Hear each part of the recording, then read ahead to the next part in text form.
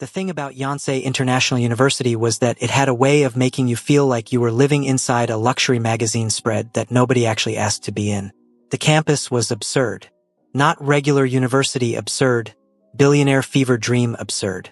The main quad was lined with imported stone pathways that probably cost more per square meter than most people's rent. The academic buildings had floor-to-ceiling glass walls so the students inside could look out at the ones walking by, which, if you thought about it too hard, said everything you needed to know about the social culture of this place. The library had a cafe on the third floor that served single-origin coffee and house-made pastries every morning, and the student lounge had couches that cost more than a car. There was a rooftop garden, an actual rooftop garden, with a view of the Seoul skyline that would make a grown person cry. Diora Celeste Fontaine had walked through these gates 8 months ago with 2 designer suitcases, a carry-on that was strictly for her hair products, and the very calm, very unbothered energy of a girl who had seen nice things before and was not about to perform shock for anyone's entertainment. She was from Miami. Her father, Thierry Fontaine, had built a real estate empire from the ground up over 20 years and now sat comfortably in the kind of tax bracket where accountants called him. Her mother, Vivian, was a retired fashion consultant turned interior designer whose clientele list read like a Forbes index. Diora had grown up in a house with a pool, a chef 3 days a week, and parents who genuinely, embarrassingly, completely adored her. She was their only child and they treated that fact not as pressure but as privilege, both theirs and hers. So no, she was not impressed by the rooftop garden. She was, however, very entertained by the people in it. This particular Tuesday morning, Diora was crossing the main quad at 8:47 a.m., iced Americano in one hand, her phone in the other, box braids pulled half up and falling past her shoulders in thick, dark ropes that swayed with every step. She had on wide-leg trousers in deep burgundy, a fitted white long sleeve, and white sneakers that were clean enough to suggest she had never once touched a puddle in her life. Her skin was deep brown and luminous in the early autumn light, and her eyes, slightly up-tilted at the corners, missed nothing. She was heading to her 9 a.m. contemporary Korean literature lecture, which she was genuinely excited about, which made her strange by this campus's standards. Most of the students here attended class the way people attended dentist appointments, with grim obligation and a firm intention to leave the moment it was socially acceptable. She was halfway across the quad when it happened. A black car, not just any black car, but the kind of black car that seemed to absorb light around it, sleek and low and expensive in a way that whispered rather than announced, rolled through the campus entrance road and stopped at the absolute worst possible place. Right in the middle of the pathway, blocking the entire foot traffic flow like the concept of other people simply had not been programmed into whoever was driving. Students parted around it. Some stopped to stare. A few took out their phones. Diora stopped too, but only because the car was directly in her path. The door opened. Out stepped Kang Saiwon. She didn't know his name yet. All she knew in that moment was that he was tall. Genuinely tall, not camera angle tall, with the kind of face that belonged on a billboard and clearly knew it. Sharp jaw, dark eyes that moved across the crowd with the particular laziness of someone who had never once been told no about anything. He had on a dark coat that probably had a designer name she would recognize stitched somewhere subtle, and he walked like gravity was slightly adjusted in his personal vicinity. 2 guys fell into step behind him immediately, which told Diora everything. Those were not friends, those were an entourage, which was a different and significantly more tragic thing. Half the girls within eyeline range went visibly still. One of them actually fixed her hair. Diora looked at her watch. 8:49. She looked back at the car, which was still not moving, still blocking the path, the driver apparently unconcerned. She stepped around it. She was 3 steps past when she heard it. "Yeah." She kept walking. "Yeah, you." She stopped. Not because she felt compelled to, but because she was curious in the way that a person is curious when they see something potentially fascinating in a zoo exhibit. She turned around slowly. Kang Saiwon was looking at her. Not in the way people usually looked at her, the usual cocktail of curiosity and uncertainty that she had grown accustomed to navigating as the only black girl in most of her spaces here. He was looking at her the way someone looks at something they've decided they want, which was a categorically different and notably more irritating energy. "You didn't look," he said in English accented but clean. Diora tilted her head. "At what?" He gestured vaguely. At himself, essentially. She blinked. Once. I'm sorry. I don't understand the assignment. One of his entourage guys actually stifled something. A laugh maybe quickly converted into a cough. Saiwen's expression didn't change. People did not speak to him this way. The slight tension in his jaw confirmed it. I'm Kang Saiwen, he said. Like this was meant to conclude the conversation. Okay, Diora said pleasantly. I'm late. She turned and walked away. The quad was not silent. It was a quad, it was never silent. But the particular pocket of space around Kang Saiwen went very, very quiet. She found out who he was by third period. It wasn't hard. By the time she sat down in her literature lecture, 2 people had already referenced the quad incident to her, and by lunch 3 more had approached her table in the student dining hall with varying degrees of disbelief stamped across their faces. You just walked away from him? Said her friend Soline, a French Cameroonian student who was studying architecture and had been Diora's first real friend at Yonsei. She said it the way you'd describe someone stepping off a building voluntarily.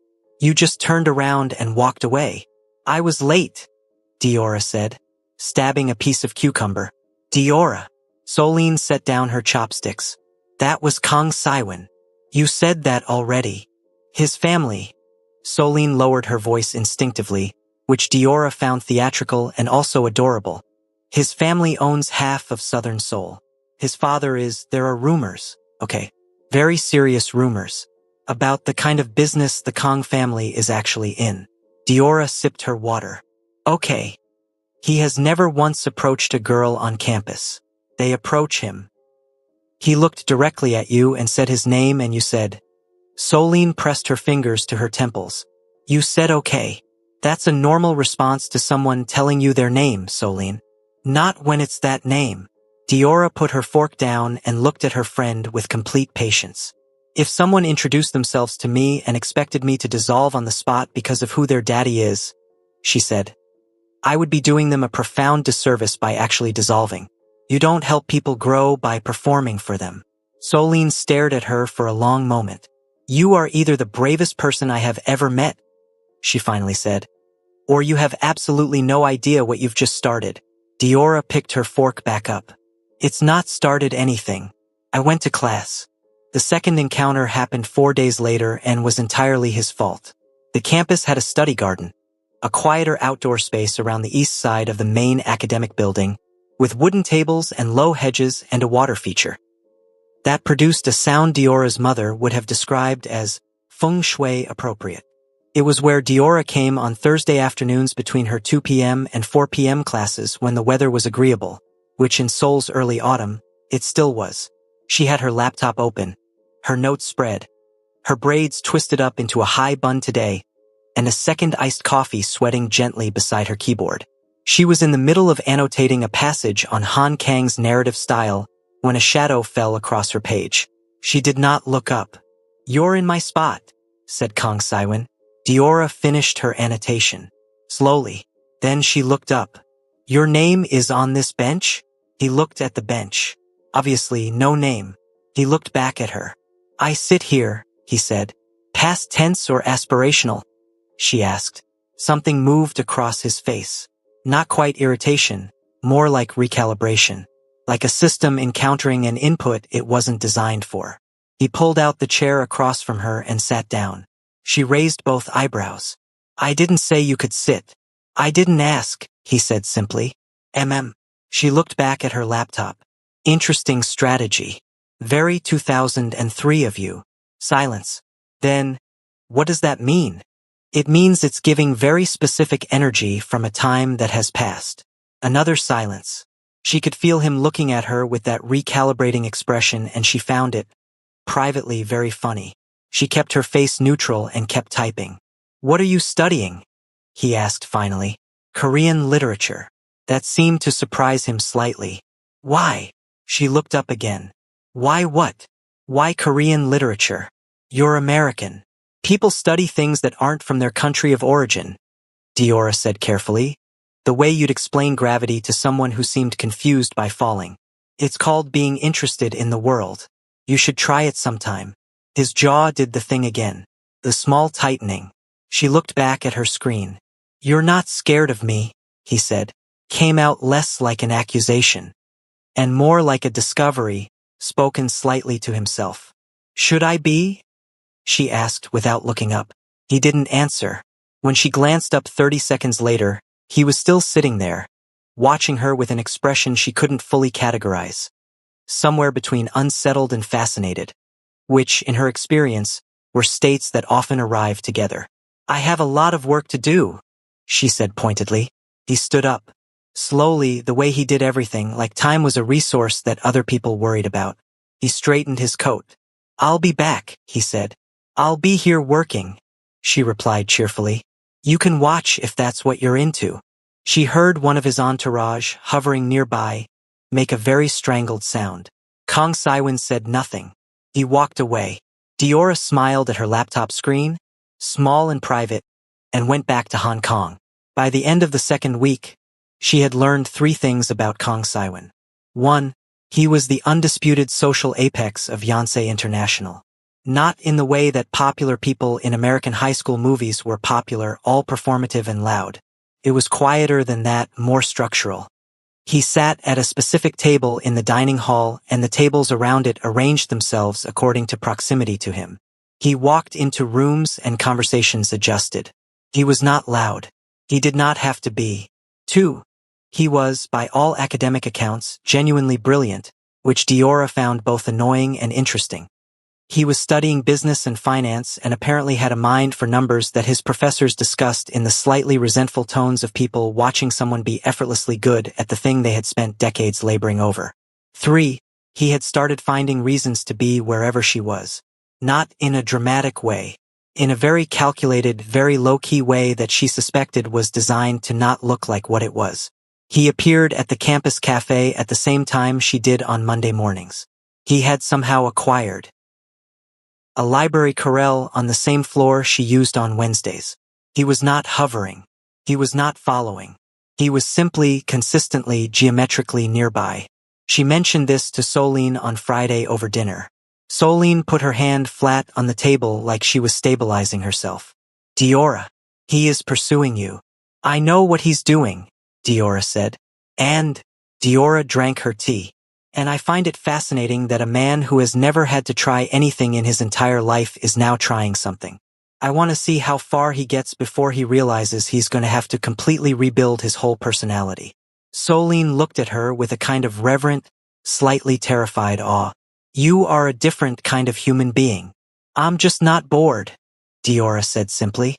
And that, if she was being truthful with herself, just quietly, was the most interesting thing. She was not bored. Kang Saiwin, with his ridiculous face and his recalibrating silences and his apparent inability to process a woman who simply did not bend for him, was the most genuinely interesting person she had encountered at Yonsei International University. She wasn't going to tell him that. Not yet. Not for a long, long time. The thing about Kang Saiwin Diora had come to understand was that he operated on a system. The system was simple, effective, and had apparently never once failed him in his 23 years of existence. Step 1, presence. He arrived, he existed in a space, and the space rearranged itself around him. Step 2, attention. A look, a word, maybe a small controlled smile deployed with the precision of someone who knew exactly what it did to people. Step 3, acquisition. Whatever he wanted, it came to him because by step 2 it was already moving in his direction without being asked. He had never needed a step 4. Diora was, apparently, a step 4 situation. She could tell he didn't know what to do with this. It was written in the very specific way he had started showing up places. Still controlled, still unhurried, but with a quality underneath it that reminded her of someone double-checking their math because the answer kept coming out wrong. She found this delightful. It was a Monday when he made his first real move, and she would be telling this story for the rest of her life. She was in the campus cafe at her usual time, 8:15 a.m., waiting for her order and scrolling through her emails from her mother, who sent voice notes, paragraphs of texts, and occasionally full written letters as attachments depending on the depth of the topic she wanted to discuss. Today's email contained a photo of the new living room renovation, 3 questions about whether Diora was eating enough, and a 4-paragraph opinion on a documentary Vivian had watched the night before. Diora was smiling at her phone in the unself-conscious way that people smile when they're alone and reading something from someone they genuinely love. She felt him before she saw him. That geometric nearness. Kang Saiwon materialized beside her at the pickup counter, ordered something in Korean that the barista processed with slightly trembling efficiency, and then turned to look at her. With the expression of a man who had prepared something. She waited. "You're always smiling at your phone," he said. "Good content," she replied. "Boyfriend." She looked at him fully then, and the look she gave him was the particular look of a woman who has clocked exactly what question is hiding inside a question. "My mother," she said pleasantly. Something in his shoulders relaxed a millimeter. She noticed. She said nothing. "You're close with your mother," he said. "Extremely." "My mother," he stopped. Something crossed his face, brief and complicated. And then the controlled expression returned like a curtain closing. "Never mind." Diora's order came up. She took her cup, turned to him fully, and said with complete sincerity, "That sentence had something real in it. You should finish it sometime." Then she walked to her usual table, sat down, and opened her laptop. He stood at the counter for 3 full seconds before his order came up. She didn't look up, but she was absolutely tracking it in her peripheral vision. He came and sat down across from her, without asking. Again. "You did that thing again," she said to her screen. "What thing?" "The sitting without asking. You didn't tell me to leave last time. I implied it strongly." "I don't respond well to implications," he said. "Say what you mean." She looked up at that, and there was something almost genuine in his expression, direct in a way that was different from his usual performed authority. She tilted her head. "Okay, you can sit." He blinked, like that was not the response he had mapped out. "You look surprised," she observed. "You said yes. You asked. Indirectly, but you asked." She leaned back in her chair. "I respond well to people who ask, directly or otherwise. Noted for future reference, Kang Saiwon." He was quiet for a moment, looking at her with that unsettled and fascinated expression she was beginning to catalog. Then he said, "You talk to me like I'm a student in a class. You're teaching." "I talk to everyone the same way," she said. "Some people just aren't used to it. Like me. Like you." He wrapped both hands around his coffee cup, a surprisingly ordinary gesture, and looked out the cafe window at the campus pathway where students were beginning to filter in for morning classes. In profile, without the performance of being looked at, he was different. Still absurdly attractive in a way that Diora had fully acknowledged to herself and filed away under irrelevant, but something quieter. Something that looked, very briefly, like a person. "Why Korean literature?" he said again, like the question had been sitting in him since the garden. "I told you, I'm interested in the world. But specifically Korea.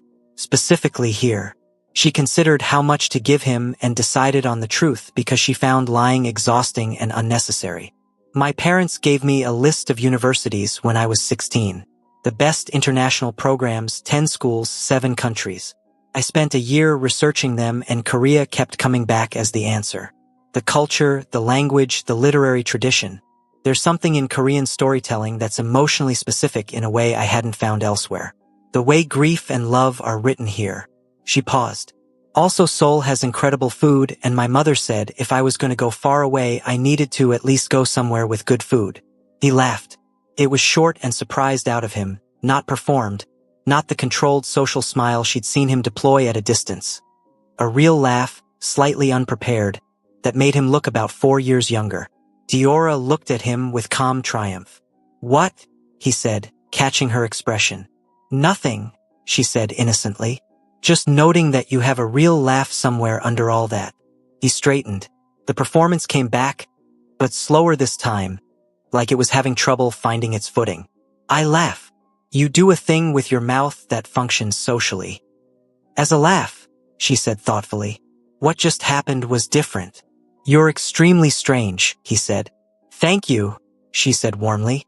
The problem, and Diora could acknowledge privately that it was beginning to become a thing worth naming, was that Kang Saiwon was proving to be more layered than she had initially budgeted for. She had categorized him correctly, she was certain of that. Spoiled, accustomed to deference, operating on the assumption that the world was structured around his preferences. All of that was accurate, but there were these moments. Small, unguarded, almost accidental, the way he'd stopped mid-sentence talking about his mother. The way he'd looked out the window when his face went quiet. The way the real laugh had escaped him like it had broken out of somewhere it was usually kept. She mentioned none of this to Solene, because Solene would make a face and say something dramatic about it, and Diora was not ready for that conversation. Instead, she went to her 10 a.m. seminar and took excellent notes and refused to think about it. She managed this successfully until approximately 1 p.m., when the next incident occurred. The dining hall at Yonsei International had a geography. This was not unique to Korean universities. Every institution with a social hierarchy had it, but here it was particularly explicit. The tables near the east windows got the best light and were therefore occupied by the students who considered themselves worth looking at, which at Yonsei was a significant portion of the population. The center tables were for the general student body. The west end near the condiment station was occupied by a rotating population of students who had given up on social positioning entirely and were simply there to eat, which Diora respected deeply. Diora usually sat with Solene and their small loose collection of international students. There was Tomas from Brazil studying economics, Amara from Senegal studying medicine, and Jong Yujin, a Korean student who had grown up partly in Vancouver and orbited their group with the comfortable energy of someone equally at home in both worlds. They had a table near the Middle East window, which was a good table. Not a statement table. Just a good table with decent light and room for everyone's trays. She was halfway through her lunch when she became aware of a presence. Not Saiwen's presence this time. A different kind. Li Jia was the kind of beautiful that came with infrastructure, the daughter of a media conglomerate family.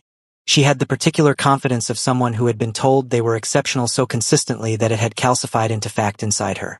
She was at Yonsei studying communications, which everyone agreed was a subject she did not need to study because she had been communicating her social dominance since birth. She and Saiwen had some kind of history that the campus rumor network described in varying levels of dramatic detail depending on who you asked. She stopped at Diora's table. Diora looked up from her food with the patient expression of someone who has clocked what this is and has already decided not to be tired by it. "You're Diora," Li Jia said. "Not a question." "I am," Diora confirmed. Jia's eyes moved over her with the particular assessment of a girl who has spent years ranking people and cannot stop even when she's trying not to. Her gaze settled on Diora's braids, currently loose and falling long, and something moved in her expression that she did not bother to fully conceal. "You've been talking to Saiwen," she said. "He's been talking to me," Diora corrected pleasantly. "There's a difference." Solene, beside her, went very still in the way that people go still when they are watching something and do not want to interrupt it. Jia smiled. It was a specific kind of smile, the one that was shaped like politeness and made of something else entirely. "He talks to a lot of people," she said. "He gets curious. About new things. It doesn't usually last." Diora picked up her fork. "I appreciate the orientation," she said warmly. "You can go now." The table went quiet. Jia's smile tightened fractionally. "Excuse me? You can go now?" Diora repeated, still warmly, still pleasantly, in the exact tone of voice her mother used when she was being gracious and immovable simultaneously. "I'm eating. You've said what you came to say. We're done here." She looked back down at her food. Li Jia stood there for exactly 3 seconds. Then she left. The table held its silence for one more beat. Then Tomas put his fork down very slowly and said in a low voice, "I feel like I just watched someone get knocked out in slow motion and only noticed halfway through." "She wasn't knocked out," Diora said, eating her rice. "She's fine. She just got redirected." "Diora." Solene's voice was strangled. "Do you understand who that is?" "Someone who came to establish dominance and found out that doesn't work on me," Diora said simply. "She's not a bad person probably. She's just been operating on a system that I don't participate in." Yujin, who had been silent throughout, looked at Diora with a slow, quiet admiration. "You really don't care," she said softly. "Not an accusation, something closer to wonder." "I care about things worth caring about," Diora said. She pointed at Solene's untouched food with her fork. "Eat. You're going to need energy to debrief about this later. I can already tell." Saiwen found out about the dining hall incident by 3 p.m. Campus information moved at the speed of collective anxiety, and appeared beside her outside the East Academic Building as she was leaving her afternoon seminar with the expression of someone who had just had their social landscape rearranged without being consulted. "Jia came to your table," he said. "She did," Diora confirmed, walking. He fell into step beside her, which she noted he did more naturally now, the performance of it less deliberate. "What did she say?" "Nothing interesting." "What did you say?" She glanced at him sideways. "That I was eating and she could go." He stopped walking. She took 2 more steps and stopped too, turning back to look at him. He had an expression she hadn't seen on him yet. Not recalibrating, not performing, not the unsettled fascination. Something more direct than all of those. Something that looked, unexpectedly, like concern. "She can make things difficult," he said. "On campus. Socially. She has." "Saiwen." She said his name without the family name for the first time, and she watched him register it. "I've been the only black girl in rooms my whole life. I have been poked at, tested, talked over, smiled at in exactly the wrong way, and looked through like I was furniture. And I'm still here, extremely well-dressed and eating good food." She tilted her head. "Li Jia is not a problem I need you to solve." He looked at her for a long moment. "You really don't need anything, do you?" he said. Came out quieter than she expected. Not quite a question. "I need things," she said. "I just don't need them from people who haven't earned the right to provide them yet." Yet, she heard it land. She saw him hear it. The single word doing its small precise work. She turned and kept walking. Behind her, she could feel him standing exactly where she'd left him. Recalibrating again, but differently this time. Like the math had come out to a different answer than before, and this time he thought it might actually be the right one. There was a particular kind of danger Diora had learned in finding someone interesting. Interest was the first door. Everything else came after. She had been careful her whole life about that first door. Not closed off, not cold, but intentional. She had watched girls around her fall into people the way you fall into a pool, fast and total and gasping, and she had always been the one standing at the edge thinking about water temperature and depth and whether she had brought a towel. Her mother called it discernment.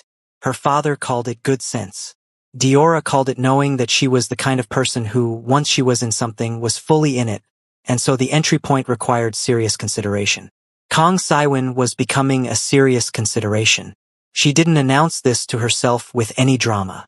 It arrived quietly on a Wednesday evening, while she was in the library on the 3rd floor with her notes spread across the corelle and her braids loose around her shoulders, and she looked up from her work for no reason at all and thought, with complete calm, "This is becoming a thing I need to pay attention to." Then she went back to her notes. But she paid attention. The shift in him was subtle and then it wasn't. It started the Thursday after the dining hall incident. She was in the study garden, her Thursday spot, her established piece, and he arrived, which was no longer surprising, and sat down across from her, which was also no longer surprising, but this time he brought 2 coffees. He set one in front of her without a word. She looked at it, then at him. "What is this?" "Coffee," he said. "I have coffee." She pointed at her existing cup. "That one's cold," he said, nodding at it. She looked at her cup. It was, in fact, cold. She had forgotten about it 40 minutes ago when she fell into a reading spiral. She looked back at him. He was opening his own cup with the focused attention of someone who was pretending he hadn't just done something deliberate. His ears, she noticed, were very slightly pink. Kang Saiwen, billionaire mafia heir, campus apex, pink ears. She picked up the coffee. "Thank you," she said. "It's nothing," he said immediately, which was the most transparent thing she had ever heard. She smiled at her notes, small and private. The same smile she'd had after the bench incident in week 2. She was collecting these moments the way you collect evidence, not to use against him, but because they were genuinely, unexpectedly precious. "You remembered how I take it," she said, tasting it. He said nothing. "Saiwen." "I noticed," he said with significant dignity. "I'm observant." "You are," she agreed. "It's one of your better qualities." He looked at her. "You've been cataloging my qualities?" "I catalog everything," she said. "It's how I understand the world." She tapped her temple. "Running list." "What else is on it?" he said. "The list." She pretended to consider. You're intelligent. Genuinely, not performatively, which is rarer than you'd think. You're perceptive, you read rooms well, read people well, even if you usually use it for social positioning rather than actual connection. She paused. You're lonelier than you look. The pink in his ears reached his jaw. That's not, he started. I'm not saying it to wound you, she said, meeting his eyes directly. I'm saying it because it's true, and I think you know it's true, and I think most people in your life are too invested in the idea of you to say it. She tilted her head. Am I wrong? A long silence. The water feature made its gentle sound. A bird did something in a nearby tree. No, he said finally, quietly, like it cost something. Diora nodded once, matter-of-factly, and went back to her notes. They sat in silence for another hour.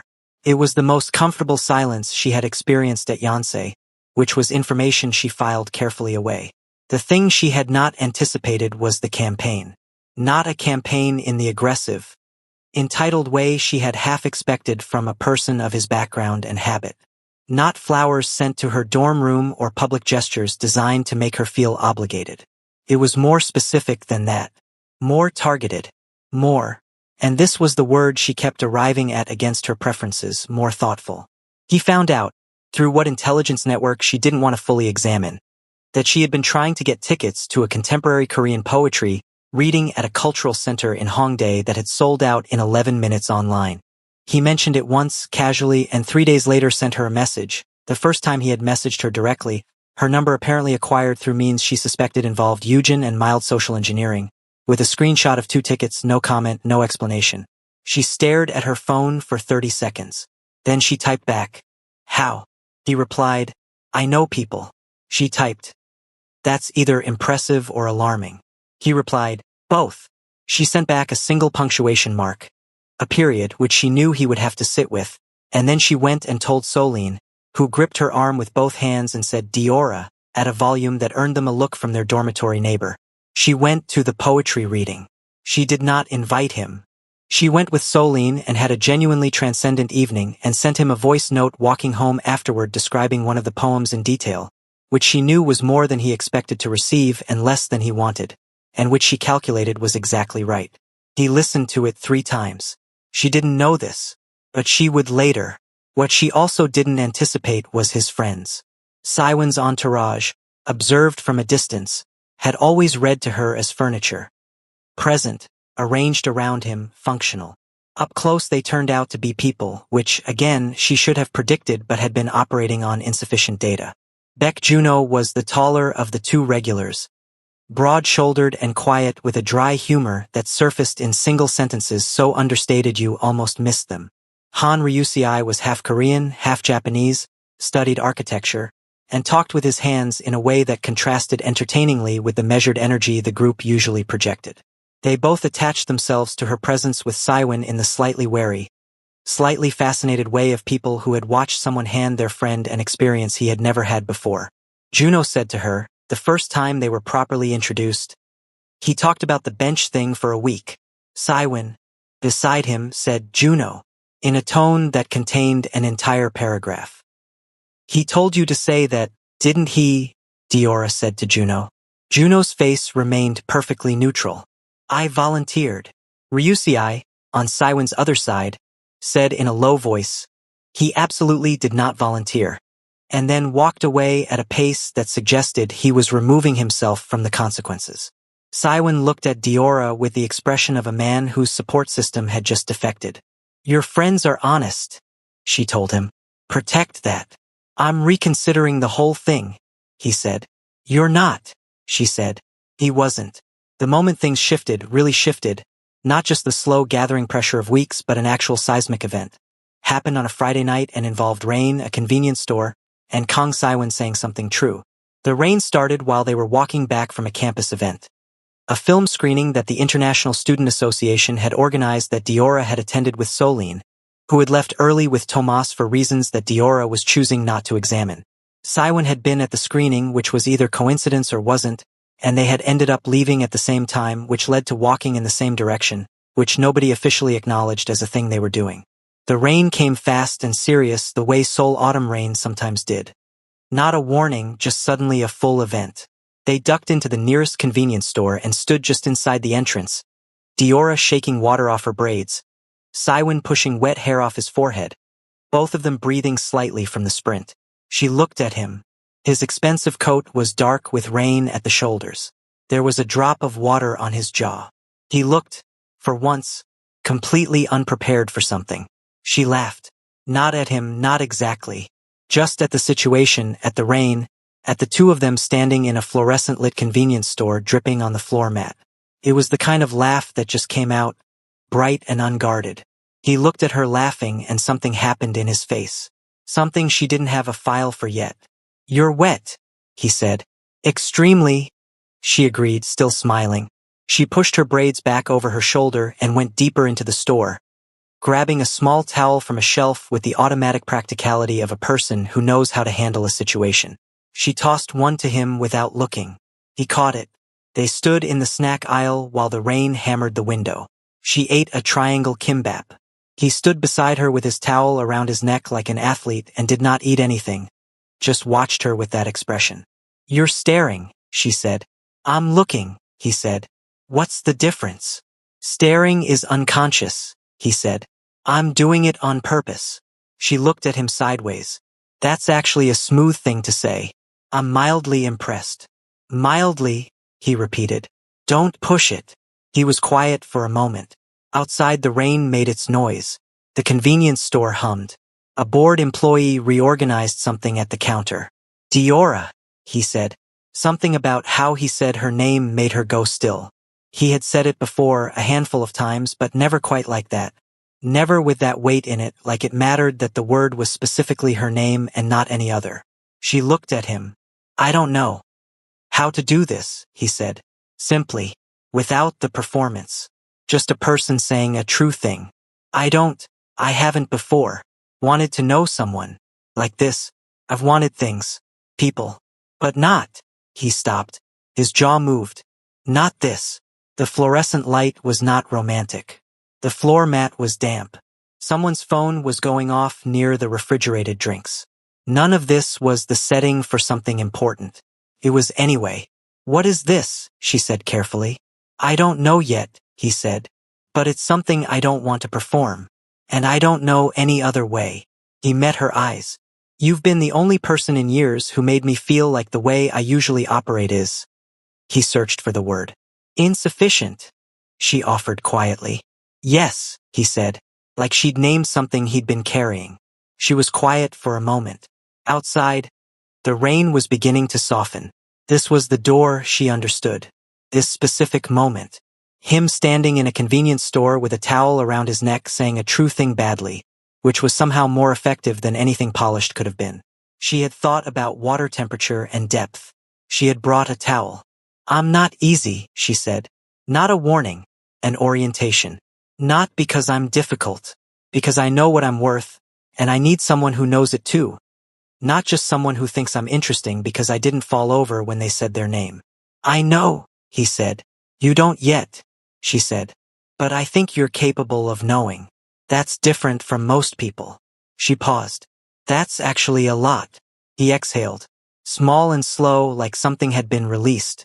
"So what does that mean?" he said. She ate the last of her kimbap, looked at the rain, which had slowed to something manageable, looked back at him. "It means you can keep trying," she said. "It means I'm paying attention." She picked up her bag. "It means you should walk me home because it's still raining and you owe me a proper umbrella for this coat situation."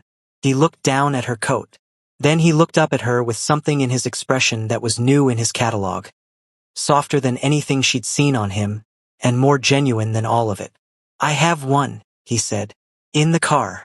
"Of course you do," she said, and walked toward the door. He followed. He would, she understood, keep following. And she understood, quietly, carefully, with her eyes wide open, that she was going to let him. Not because she needed him, because she wanted to see who he became when someone finally required him to be real. That, she thought, stepping out into the soft remaining rain beside Kang Cywin, was going to be worth every single step. 18 months later, that was how long it had taken Kang Cywin to become someone Diora Celeste Fontaine would call hers. Not 18 months of waiting, She had not waited. She did not do waiting as a passive sport. 18 months of watching, of measuring, of paying attention the way she paid attention to everything, with the full weight of herself, cataloging the small true things and deciding, one by one, that they added up to something real. They were in her apartment now, not the dormitory. She had moved off campus in her second year into a place in Mapogu that her mother had helped her find and her father had insisted on paying for. A clean, bright space on the fourth floor with good windows and enough room for her books and her braid supplies and the small collection of plants she had accumulated with the dedication of someone who found nurturing things deeply satisfying. It was, Soline had declared on first visit, extremely Diora, warm and ordered and full of things that had been chosen deliberately. Saiwen was on her couch. This was no longer a remarkable sentence. He had been on her couch enough times that it had a Saiwen-shaped familiarity to it now. A place where he sat with his long legs stretched out and his expensive jacket thrown over the armrest and his whole carefully constructed public self set aside like something he didn't need indoors anymore. Outside, Seoul was doing what Seoul did in spring. Blooming aggressively, the cherry trees along the Han River at full performance, the air carrying that particular softness that made even city light look gentle. Diora was standing at the kitchen counter making tea, braids piled on top of her head, wearing an oversized shirt and socks with a pattern on them that Saiwen had once looked at with great solemnity and said was the most chaotic thing he had ever seen in his life. She had told him to go home if he had opinions about her socks. He had not gone home. He never went home when she said that. They both knew it. It had become a thing they did. She said it, he stayed, the universe continued in correct order. "Your mother called again," he said from the couch. He was looking at her phone on the coffee table, which was lit up with Vivian Fontaine's contact photo. A picture Diora had taken of her mother midlaugh at a family dinner, head thrown back, completely unbothered by the camera. "She calls every day," Diora said. "I know," he said. There was something in his voice when he said it. Not envy exactly, something quieter than that. Something that had been there since the beginning, since that first conversation in the campus cafe when he had started a sentence about his own mother and stopped. She had never pushed that sentence. She had left it open like a window and waited to see if he would come back to it. He had gradually, in pieces, the way he talked around his father, the way his whole body changed when the Kong family name came up in certain contexts, the way he had described his childhood once as efficient, which was one of the saddest single words she had ever heard applied to a person's early years. She brought the tea over, set his cup on the coffee table beside her phone, settled onto the couch beside him, tucking her feet under herself, close enough that their shoulders touched. He picked up the tea.